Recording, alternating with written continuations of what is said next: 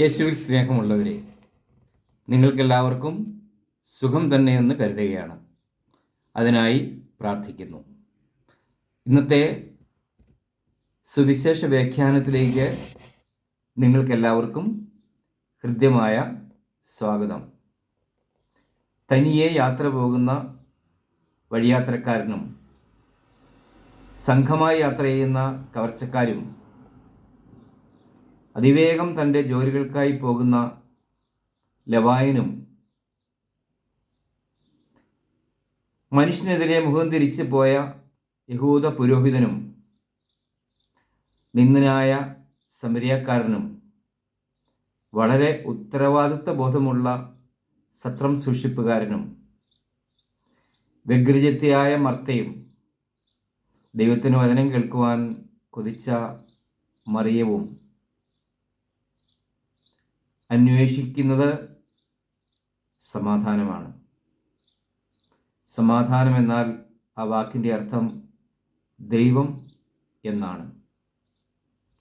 ഇതിൽ മുറിവേറ്റ് കിടന്ന വഴിയാത്രക്കാരൻ സമരിയാക്കാരനിലും സമരിയാക്കാരൻ വേദന അനുഭവിച്ച് വഴിയരികിൽ കിടന്ന ആ വഴിയാത്രക്കാരനിലും മറിയം യേശുവിലും ദൈവത്തെ കണ്ടെത്തി.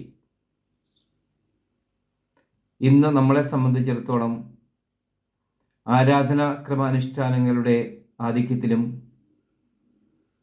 അതിൻ്റെ വൈകാരിക സംതൃപ്തിയിലും ആകാശഗോളങ്ങൾക്കപ്പുറമിരിക്കുന്ന ദൈവത്തെ കാണുന്നതിൽ നമ്മൾ പരാജയപ്പെടുന്നു.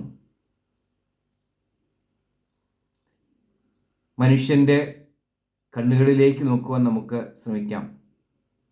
ആധ്യാത്മികതയുടെയും ദൈവത്തിൻ്റെയും കുത്തക അവകാശപ്പെടുന്ന പുരോഹിതന്മാർ പോലും ഇന്ന് പോക്സോ കേസിലും നിരാശയിലും ആത്മഹത്യയിലും ചെന്ന് നിൽക്കുന്നു.